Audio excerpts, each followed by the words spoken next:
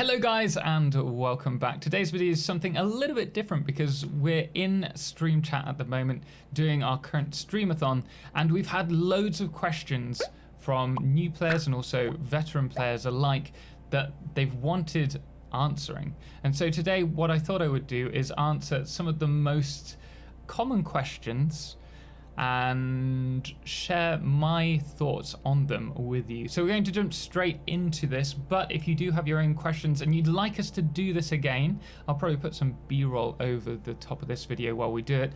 Please do let me know in the comments below and let me know the questions you'd like answering. So let's go straight into it. Now the first question that we have here is, how many items should you be producing in your starter factory, or what items essentially?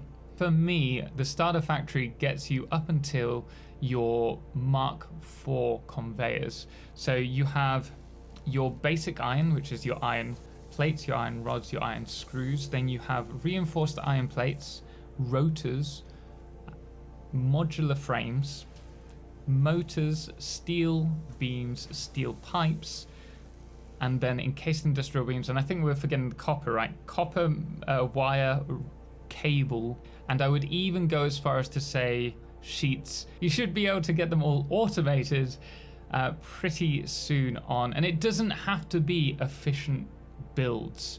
When I say this, a starter factory is just bringing those resources in, and they're going to be sent to storage so that you can use them to really start building larger factories that scale, that are dedicated to factory lines and more advanced items. So that's what I would say. At its smallest, it's going to be the basic resources, just so that you can start building the bigger factories for steel.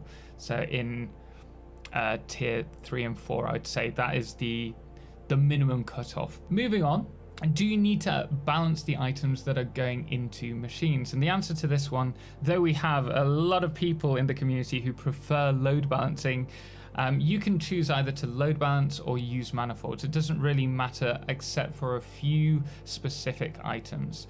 So in my playthroughs, I will try to load balance anything that's radiated or irradiated, so that you have less irradiation in that area giving you damage, because I never use a hazmat suit. Other than that, things like biofuel, I know a lot of people in one of my recent videos said that you don't need to use balancers on biomass generators, biomass burners, and though you don't, if you know what you're doing, you can get through the early phase of the game quite quickly. You can probably push through to coal power before you hit 10 biomass burners, and you probably won't need to collect that many resources. But if you're a new player who's trying to learn the ropes and spending more time in the early game, then you're going to want to load balance your solid biofuel, just so that it doesn't keep tripping the switch. But those are the only two real resources that I balance personally, with the exception of liquids, but that's its own conversation, and obviously byproducts. So we're talking alumina solution, for example. Moving on, when to move from a starter base, kind of mentioned that before. I think that it's important to start scaling up your factories when you get access to tier 4 bouts. At 480 items on a bout, you can start adding more and more resources to your lines and start building larger factories. It also means that you have trains available, which for me is the big one. I can start bringing resources from different biomes to particular spots in order to do larger factories. Just to continue with this question, I should also mention, should you build permanent factories or just temporary ones until you have the use of trains? And I think that for me, certainly in this playthrough, I am pushing to keep all my factories. I don't really want to be tearing them down, other than the bare bones one, which is where you start off and you're just producing a few resources to get your starter factory on the go. And so I build slower, I build permanent factories, but it's up to you entirely. If you want to spend more time in the early game building permanent, beautiful factories with what you have available, then do so. If you're wanting to try and get through the tiers quickly and then build the bigger factories and make them permanent, then again, do so. Which is the next question actually, which is, should you push through the tiers and then build cool factories after that, or should you try and mix and match as you go? And for me, this really depends on how you want to play the game. For me, and the way I'm looking at this Let's Play series, I am trying to take as long a time as possible. I am really enjoying this. This is the first time I get to experience the game in its purest form since playing the game for the very first time. And that was an eye-widening moment when we first landed on Massage 2ABB and opened the doors to the drop pod. That was just such a magical moment, and I'm really trying to cherish my 1.0 playthrough. And so for me, I'm not rushing through the tiers to try and get everything so I can start building these permanent factories, but I'm enjoying being in the moment in the game and building the factories there. But some people want to push through to the game and get to the end game stuff and start playing around with all the new shiny stuff we have with 1.0. Perfectly reasonable, perfectly understandable. You can do that if that's what you want to do. It's this person's first playthrough. Do we have any tips on managing and planning out resources? For me, you want to be producing a little bit of everything at this point. This is still your starter factory. You've started to go into your steelworks. As for managing it, with your space elevator items, I would probably recommend, rather than automating lines, you don't really need to do that for like your automated framework or whatever it's called. I'd just use containers and feed them into an assembler at first, and then for the next tier you can start focusing on that, because then you are able to transport more resources on your belts.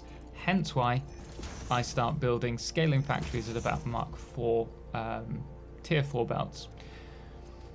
As for managing and planning out resources, have dedicated lines for your storage. Don't be splitting resources from your storage lines early on so that you can create other stuff, unless you really need reinforced iron plates, then I can kind of understand that. But you want to try your best to have a dedicated line for each storage. I always recommend when building factories that you kind of plan the input area of your factory where all your resources come in, and then you have your end goal, your storage area for that. I hope that answers the managing of the logistics and planning out. That's a whole video on itself, and if you are interested in learning more about planning your factories, then do check out my video. What a good plugin! I'll put it, oh, they're not above anymore, they're down in the description. Check the description and I'll put a video to my planning video there. Now, how many items to produce in general? This isn't just the starter factory, but in general in the game, how do you know how much you want to produce? That is a very open-ended question, and there is no set answer. For me, it comes down to what is it that I need, what I'm able to get from that local area. So I tend to base my builds around the resources that are in a certain biome. For example, in my previous Let's Play, we did a Blue Crater Max plastic and rubber factory, and I was basing the amount that we could produce on the resources in that area. However, you can do this on the flip side, and you can say, I want to build, 5 nuclear plaster in the end game, and then use something like satisfactorytools.com to calculate that and work out what you need and then bring the resources there. But for me, I prefer to try and build a little bit initially so that I can start storaging it, and then I will start scaling up according to what I need. And if you can, while you're building these dedicated lines, think about how you can scale up. Can you add a manifold that's like a tier up belt so that you can produce more? That can be a great way just to increase the throughput if you have that available. Also, remember that we do have Summer Sloop and we're able to duplicate items now. So that can be a great way to increase things like your We'll come to this in a moment because that's its own question coming up, and I've just remembered. The next question is, should you be producing ingots at the source, the site, the node where we're harvesting the resources, or at your factory? This again is its own video essentially, but when you start off the game, it tends to be a 1-to-1 split on resources. It's 30 iron to 30 iron ingots. At that point, it really doesn't matter.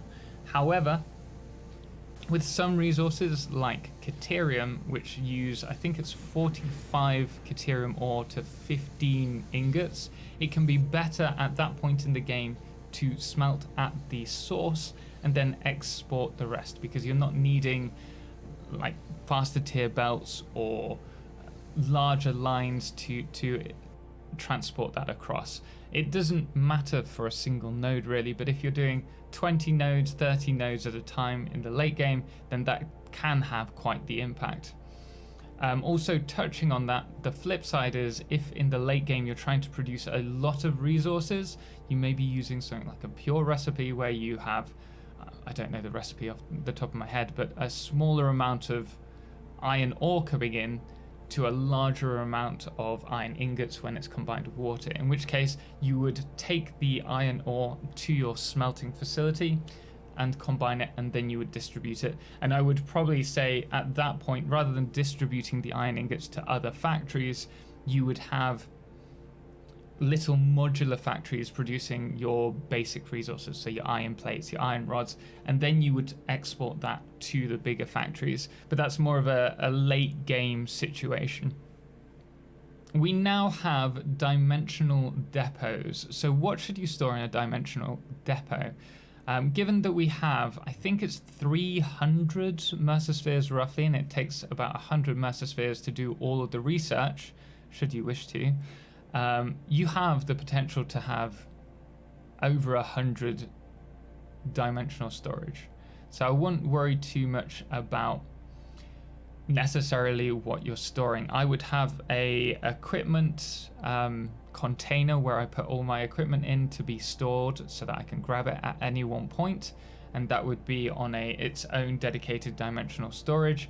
And then I would have one for each of the resources. Bear in mind you can have a stack of each item, or if you fully upgrade it, several stacks of each item in your dimensional storage.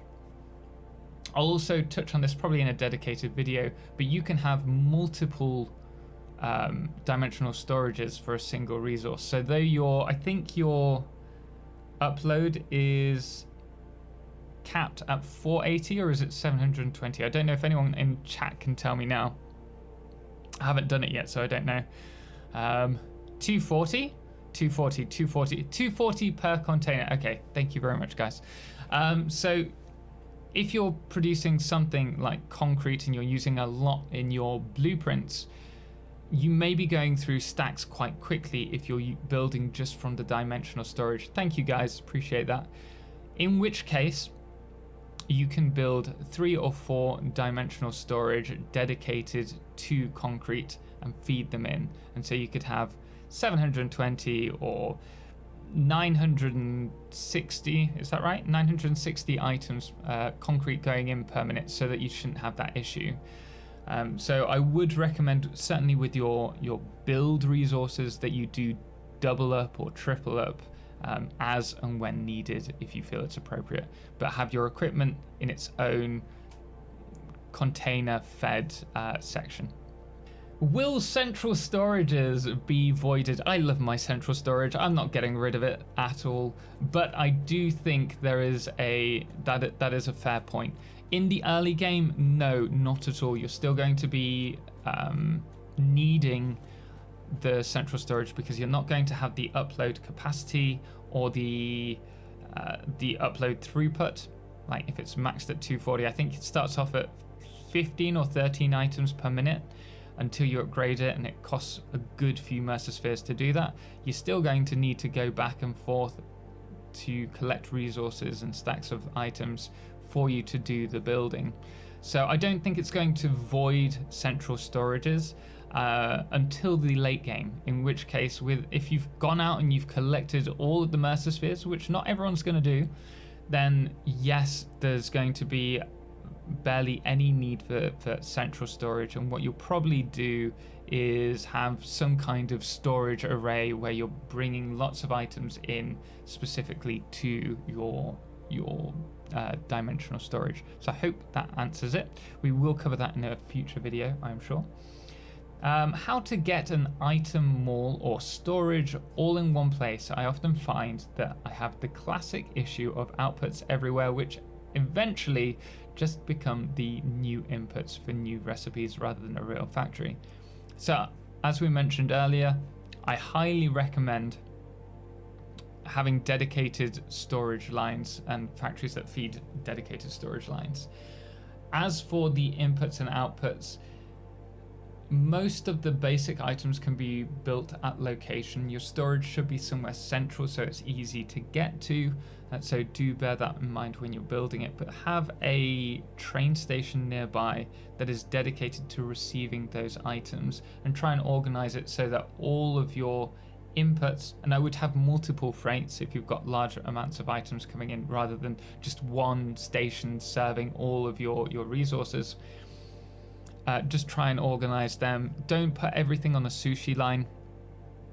Have their own dedicated line so they split off as required, and then you can have a sushi line for feeding back into your storage if it's something that you've taken from your personal inventory and put into a storage container.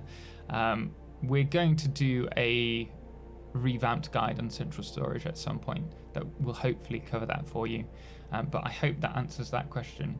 Just getting started, what resources are best to be optimized out of the production chains through alt recipes? There's a great question. That's also another very open-ended one, and it really depends on your play style. Are you trying to min-max? Are you trying to make the most of the energy that you have and keeping resource power consumption low? Are you trying to make the lines easier to build? There is a lot of answers to that, but for me, I associate a value to each item according to how much is available on the map, and I need to touch on converters as well at the end of this. But for example, iron is the most available resource, same with water, followed by I think limestone, then copper, coal, and so on.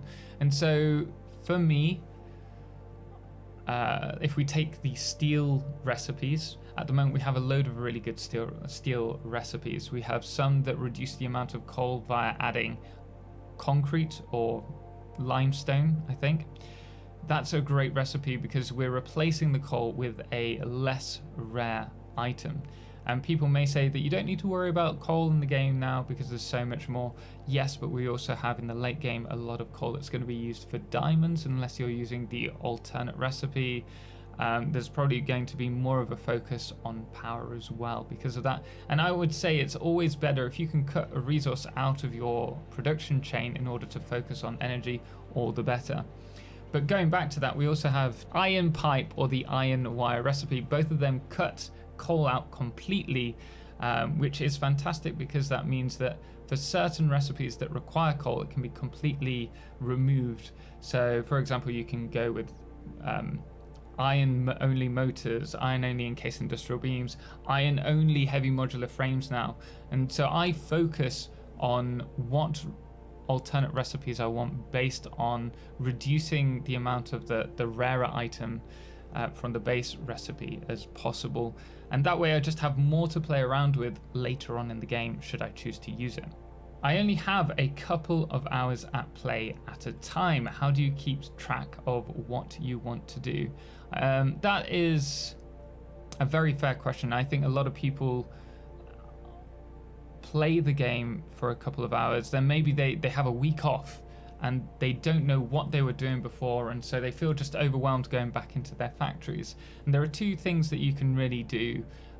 First is naming your saves so that you know what you're in the middle of doing. But what I would argue is more useful is that in the game, if you press tab and then move your cursor to the right, you can actually click on the gradient, the grayed out section, and that will open a to-do list. And you can access that in the build menu as well, But you can write notes to yourself so that you have an idea as to what you need to do. And so that is a very good way to keep track, so that every time you jump back in, you're like, I was working on the turbo fuel plant and I need to get the sulfur to the turbo fuel plant. And that's probably the best way you can do it without extensive pages of notes on your desk, which I know some of you do. But guys, I hope you found this little video Q&A helpful. I hope you liked the B-roll as well as me talking. Let me know your thoughts, and hopefully I'll see you in stream over the next couple of days while we're continuing our streamathon. But guys, until next time, thank you so much for watching, and thank you so much to all of our incredible Patreons who allow me to create content like this. Most notably our Lunar Eclipse Patrons, Fireflesh the Calamity, Ben and Star, and our Blood Moon of today, which today is Papa Snoozy. Until next time, as always, ciao for now.